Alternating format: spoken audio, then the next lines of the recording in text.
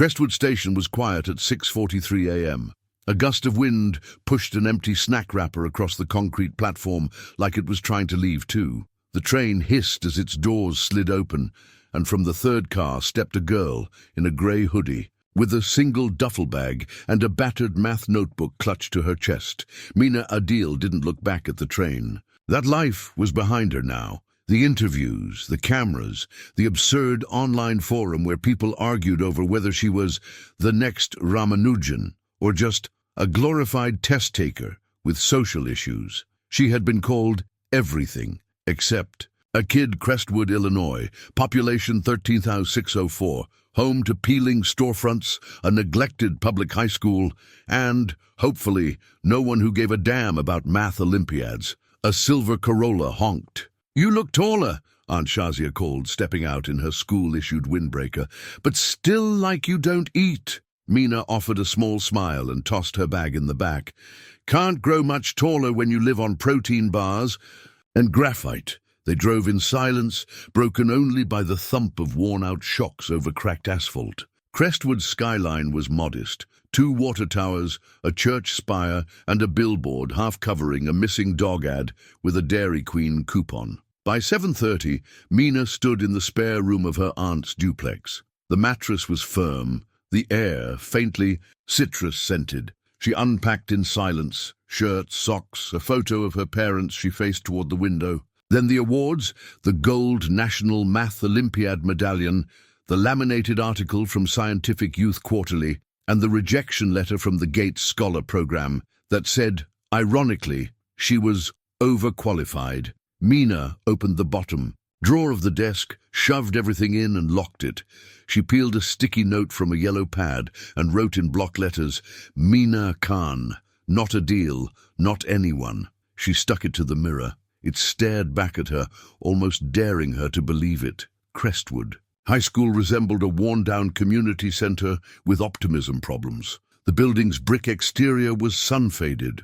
The school sign read, "Home of the Crestwood Hawks," though the K was chipped, making it look more like Hawes. The front office smelled of weak coffee and stress. Principal Rivera, who looked like she'd aged 10 years in 2, handed Mina a handwritten schedule and a too-thin backpack stamped with the school logo. "You'll like Hale. He's filling in for Algebra 2 until we find someone permanent," Rivera said, not quite convincingly. Room 204, a number Mina appreciated. 2 primes multiplied. Still couldn't change the fact that she was about to walk into the very thing she came to avoid. A classroom full of questions and people who expected answers. The door creaked as she entered. Mr. Oliver Hale didn't look up from the apple he was eating, seated behind a scuffed teacher's desk. Mid-40s, thinning hair, sleeves rolled up like a man ready for battle, just not one he cared to win.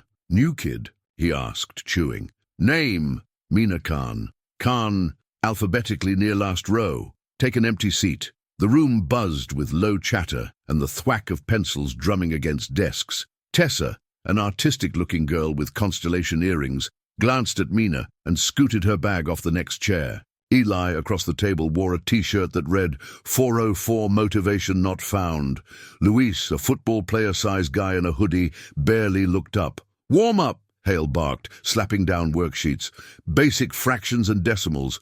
Prove you're not as hopeless as the last batch." Mina stared at the sheet. Child's play. She knew every answer in under 10 seconds, but paused. Tessa furrowed her brows. Eli tapped his pencil nervously. Luis muttered, "What even is 5/8 in decimals again?" Mina deliberately wrote nothing. She watched, waited, tried to calculate how to fit in.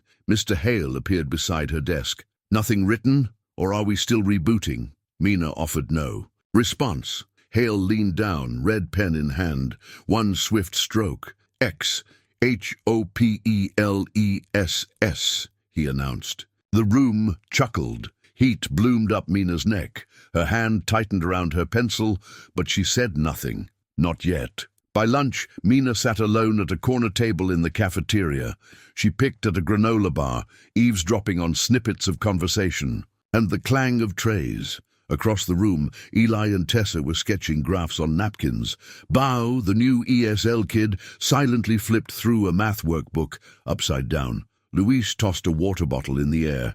It landed upright. He fist-pumped. Banner on the wall read, Intercity Math League Qualifier, Crestwood hosts, March 24th. Below it someone had scribbled, LOLY. Mina tore a piece from her napkin and scribbled a probability estimate. District win odds. 6.3% at 3:45. The intercom crackled. Would Mina Khan report to the front office? Principal Rivera waved her in with the urgency of a firefighter in a dry forest. You're gifted, aren't you? She asked, shutting the door behind her. And don't give me that modesty routine. I've read your transfer file, just not the whole one. Mina's throat tightened. I just want to finish the year. Quietly, Rivera exhaled. If Crestwood places top 3 at the regional qualifier, the district releases $20,000 in STEM funds. That's new calculators, working projectors, chairs that don't squeak. I need help. I'm not interested in the spotlight. Good, Rivera replied. Neither is this school, but we are interested in surviving. So here's my deal. You stay in the shadows, coach from the sidelines. I'll call you student liaison or whatever title keeps the board quiet. Mina hesitated. Ghosts don't need credit, she finally said. Just results. The next day, room 302 reeked of dry erase markers and lost causes. The math team sat around a scratch table, Eli gaming on a calculator, Tessa doodling Mandelbrot sets, Bao nodding off, and Luis browsing plays on his phone. Mina cleared her throat. We're going to start with a relay simulation. 3 levels of logic, 1 team chain. Fastest relay wins. They stared. Don't worry, she said. I'll start slow. You'll still lose, but you'll understand why. For the first time, Luis looked interested.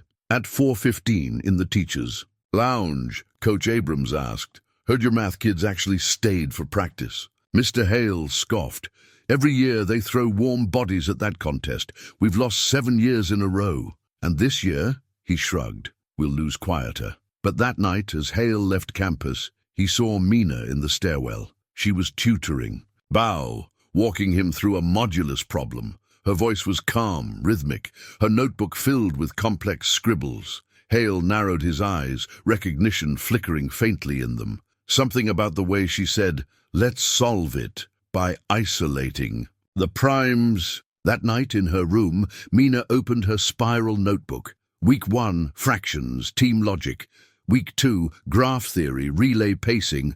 Week 3, trick questions. Week 4, mental fatigue games. Week 5, tournament conditions. Week 6, victory. She set a timer for 90 minutes and pressed play on lo-fi study beats. Outside, the wind howled through Crestwood like a challenge. She welcomed it. Room 302 smelled of expo markers and day-old nachos, but Mina turned the dingy space into an arena. She taped 3 stopwatches to the whiteboard, arranged 4 desks into a crooked diamond, and dropped a shoebox stuffed with color-coded puzzle. Guards onto the center table. Welcome to Relay Boot Camp, Mina said, clapping once. 3 stages. Green cards are pattern spotters, yellow are geometry, red are devil questions. Solve, sprint it to the next desk, tag out, fastest chain wins. Eli cracked his knuckles like a gamer facing a final boss. Tessa tucked a strand of turquoise-dyed hair behind her ear and uncapped a purple marker. Baudunat straightened his glasses, anxious but determined. Luis bounced on the balls of his feet, linebacker shoulders flexing beneath his Letterman hoodie. Mina clicked the first stopwatch. Go! Eli's eyes darted across a grid of numbers. Fibonacci hidden in multiples of 9. Got it. He scribbled, slapped the card on Tessa's desk and smacked the stopwatch. Tessa spun the card, recognized a circumference trick and drew a circle so clean it might have been traced with a compass. Her marker flew. Seconds later, she thrust the work at Bao. Bao froze for the briefest heartbeat. Mina leaned in just close enough for him to hear her whisper, break it into 2s and 5s first. Something lit behind Bao's eyes. He decomposed the polynomial, wrote an elegant 3-line proof, and pushed the card at Luis. Luis stared. This is algebra. Mina pointed at the field diagram she'd sketched earlier beside his notebook. Slot receiver route, she said. Find the open lane. Luis grinned, translated the variables into yard markers, solved the probability, and slammed the card onto the pile as Mina stopped the final timer. 3 minutes 21 seconds, Mina announced. New team record. The room erupted in whoops and high fives. Mr. Oliver Hale, leaning against the doorframe with crossed arms, pursed his lips, but a reluctant flicker of pride warmed his normally distant eyes. That evening, Hale sat on his apartment floor, cardboard boxes strewn like archaeological digs. Under a stack of unpaid utility bills, he found a worn leather journal, Number Theory, Hale 2007. The pages smelled of chalk dust and ambition. One margin held a scribble from his deceased mother, "Proud of you, Ollie. Keep proving the impossible." He remembered the conference in Chicago, the paper he'd presented on modular inverses, the peer who published something eerily similar 3 months later, and the university that chose the peer. Hale had packed the journal away that night, swearing never to expect more from teaching than a paycheck. But watching Mina orchestrate today's relay, he'd felt the old thrill, that shimmering hum when a hard problem falls open like a secret door. Hale closed his eyes, pressed the notebook to his chest and whispered, "Maybe one more theorem." 2 days later, practice ended late. The others lugged pizza boxes and worksheets to the hallway, but Hale lingered. Mina erased the board. In neat strokes, chalk dust clouded around her like snowfall. Hale cleared his throat and slid a photograph onto a desk. Mina, 13, beaming with an oversized gold medal.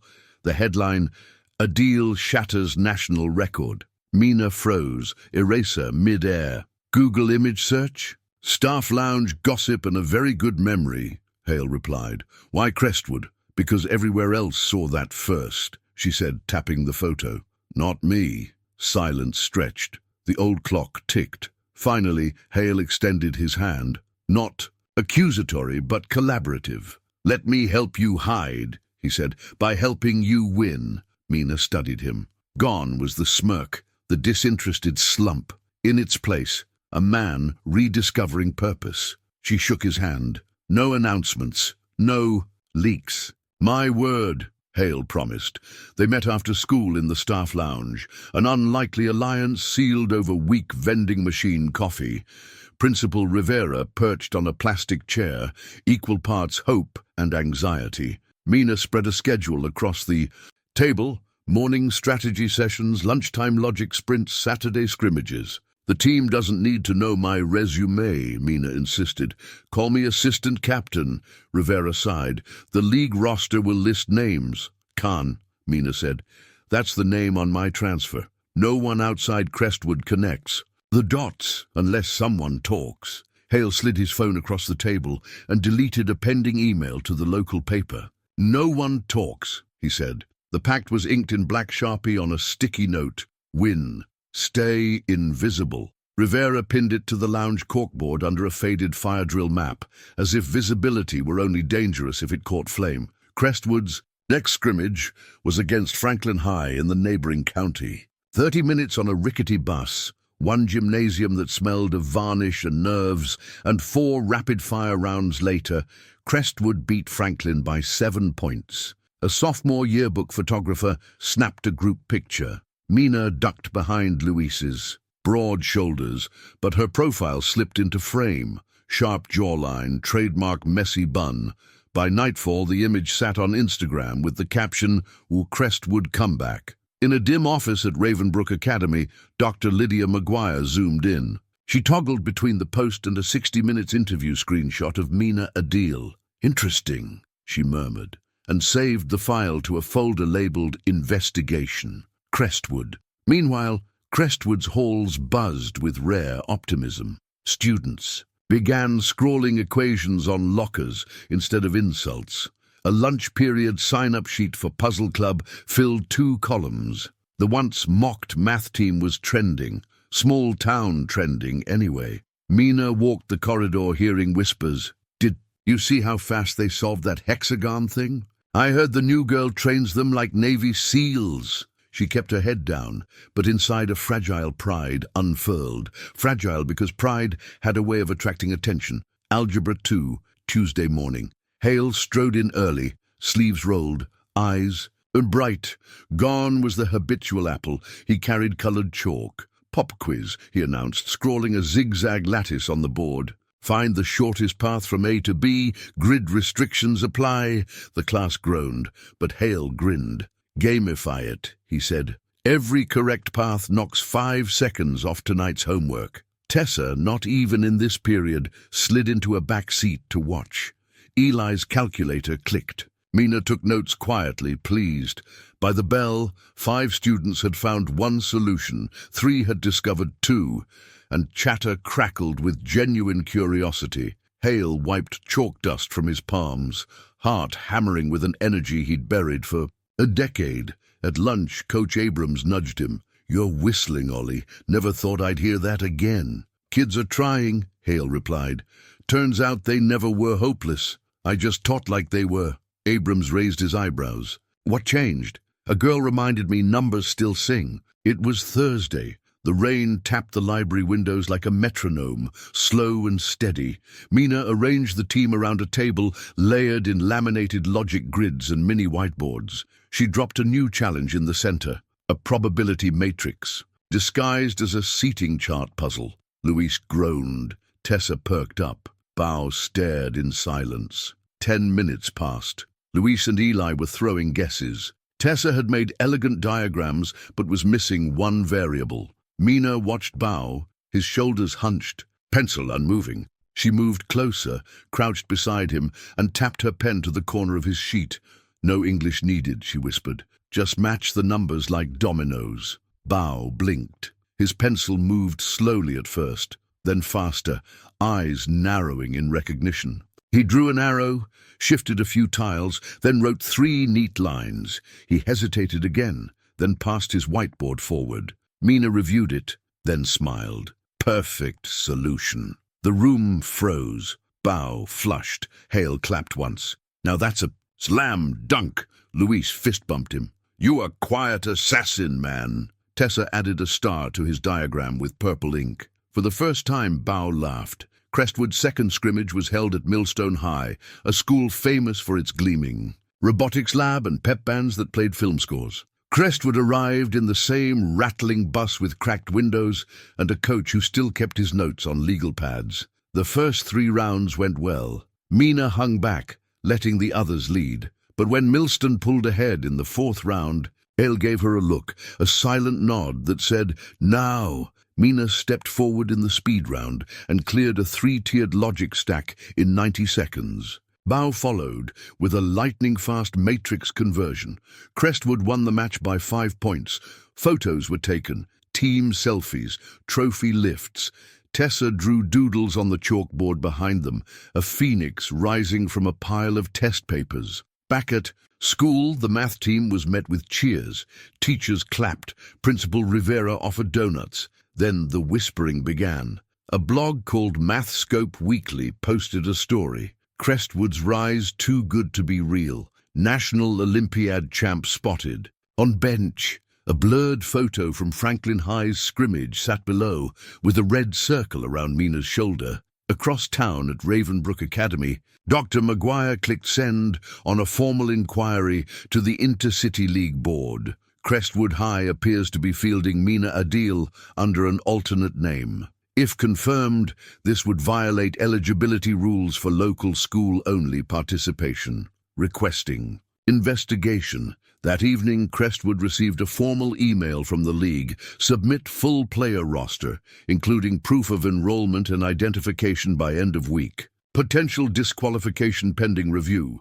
Rivera called an emergency meeting. Mina sat stone-faced while Hale paced. "I knew this would happen," she said. "The second someone saw me as more than background." Rivera squeezed her hand. "You're not a violation, Mina. You're the reason we have a chance." Mina sighed. "The moment I'm exposed, people stop seeing the team. They just see the prodigy." That night, Hale sat alone at his apartment when a knock sounded. A sharply dressed woman introduced herself as a consultant from North Shore Learning Systems. She handed him a glossy portfolio. Should Crestwood be disqualified for breach of league protocol, she said. "North Shore would gladly welcome a coach with your creative methods. We have budget, prestige, and a clean slate." Hale stared. At the offer letter, $82,000 a year, housing, paid conferences. His eyes drifted to the sticky note from Mina in his planner. "Teach like someone once believed you could." Without a word, Hale stood up, walked to the kitchen and set the offer on fire in the sink. The consultant left in silence. The next morning, the gym was packed for a school-wide assembly. Pep band, cheer team, streamers and oversized calculators. Made of cardboard. Then just as Principal Rivera approached the mic, a Ravenbrook student rose from the bleachers. "Excuse me," he said, pulling out a tablet. "Can someone explain why a national Olympiad champion is enrolled here?" As someone else gasps, phones up, screens flashing, Mina stood. Her hoodie was zipped halfway. She pulled it off. Her real name glimmered on a tag she'd never worn in public. Mina Adil. "Yes," she said, voice calm but strong. "It's me." The crowd held its breath. "I didn't come here to cheat. I came here to breathe. I came here because I was tired of being a number on someone else's blog. But I stayed because," she turned to her team, "because I found people who believed in me without knowing my name." Louise stood. "She's one of us." Tessa raised her hand. "Crestwood chose her. She chose Crestwood. Then Eli. Then Bow." Students began clapping. The cheer team followed. Even Hale stood and gave a quiet, proud nod. That night, the team huddled in Rivera's office. The league board had agreed to let Mina compete under her real name. But if Crestwood won, the press would descend. Mina looked at her team. "I can bow out. You guys have the skills now." Louise laughed. "Without you, I'd still be counting on my fingers." Eli said, "You taught me to see math like I see code, not something I fail, something I game." Tessa grinned. "We're not just a team, we're a theorem. We need every variable." Bow added simply, "You made me brave." Mina's eyes misted. Hale cleared his throat. "Then let's go prove them all wrong. Together." Outside, a spring storm brewed, heavy with lightning and promise. Inside, the Crestwood team began their final prep. No more aliases, no more hiding, just math, just truth. The sun climbed through milky clouds as Crestwood's gym transformed into the Intercity Math League arena. Folding tables became battle stations, each crowned with sharpened pencils and crisp answer sheets. Team banners fluttered like rival standards at the edge of a medieval tourney. Mina Adil, name tag finally bearing the truth, buttoned her navy blazer and inhaled the clean scent of new paper. Nervous energy hummed in her fingertips, but when she turned, she saw her teammates. Eli jamming mismatched earbuds, Tessa sketching, fractals on her wrist with gel pen, Luis performing silent quarterback warm-ups, Bow muttering multiplication tables in 3 languages. Coach Oliver Hale gathered them in a semicircle. "Remember," he whispered, "math isn't magic, just preparation meeting time limits." Luis whooped. Bow nodded solemnly. Mina felt her chest steady. 45 minutes of silence descended. Pencils scratched. Mina's test looked almost friendly. Induction proofs, modular inverses, nothing she hadn't danced with before. But on question 8, she noticed Eli, too, rose ahead, tapping his foot, lost. She solved the problem, then deliberately spent an extra minute triple-checking, finishing second on purpose. When the leaderboard flashed Eli Santiago first, his grin split wide enough to eclipse his perpetual sarcasm. Crestwood roared. Mina's heart swelled. The relay room smelled of sawdust and fresh paint. Green cards first. Tessa spotted rotational. Symmetry in under 60 seconds. Yellow cards to Bow. He factorized the algebraic monster so fast, the proctor's eyebrows rose. Red card, probability, landed on Luis. He froze, eyes skating over fractions. Mina slid a folded index card across. The gap, a miniature football diagram with arrows. Something clicked. Luis converted yards into ratios, slammed the answer down and hollered, "Touchdown!" Timer stopped. Crestwood topped the relay board by 3 points. The lights dimmed in the auditorium. Spotlights bathed 2 long tables. Crestwood versus Ravenbrook. Every seat in the bleachers thrummed. Announcers explained the lightning rules. Cameras rolled for the live stream. Questions flew. Combinatorics, topology, non-Euclidean geometry. Score knotted at 24-24. Final problem flashed. Construct a lattice path count for an irregular hexagon using inclusion-exclusion. Mina's mind sparked, but she slid the marker to Tessa. Your art, your win, she whispered. Tessa's hand shook once, then drew a sprawling honeycomb. Numbers cascaded. 5 seconds remained. Buzzer. Judges conferred, raised a green flag toward Crestwood. The gym detonated in cheers. Students swarmed the floor. Luis hoisted Tessa. Bao jumped so high his glasses flew off. Eli attempted a fist-pump dab hybrid no one understood. Mina found herself face-to-face with Dr. Lydia Maguire of Ravenbrook. Instead of scorn, the older woman gave a curt, respectful nod. You stayed hidden longer than I expected, she said. Well played. Mina returned the nod. No triumph, just closure. Weeks blurred. Sunrise practices in a chilly classroom. Whiteboards tattooed with Euler paths and prime spirals. Afternoon runs through probability flashcards in the cafeteria. Saturday scrimmages against spreadsheets, Hale cooked up after midnight. Mina taught freshmen during lunch. Luis led statistics for athletes mini-clinics. Bao posted explainer videos titled Bao Endless Logic, gaining thousands of views. Sleepless nights smelled of energy drinks and dry erase markers, but the team's bond calcified. Washington, D.C.'s National Academic Arena dwarfed anything Crestwood kids had imagined. Vaulted glass ceiling, flags of 50 states, and a stage set like a tech company launch. Top prep schools arrived with color-coded blazers and alumni sponsors. Crestwood stepped in, wearing thrift store jackets Tessa had hand-stitched with tiny math symbols, golden integrals, emerald sigma signs. Hale paused at the entrance. Breath hitching. Took half my life to feel I belonged here, he murmured. Mina squeezed his arm. We all belong.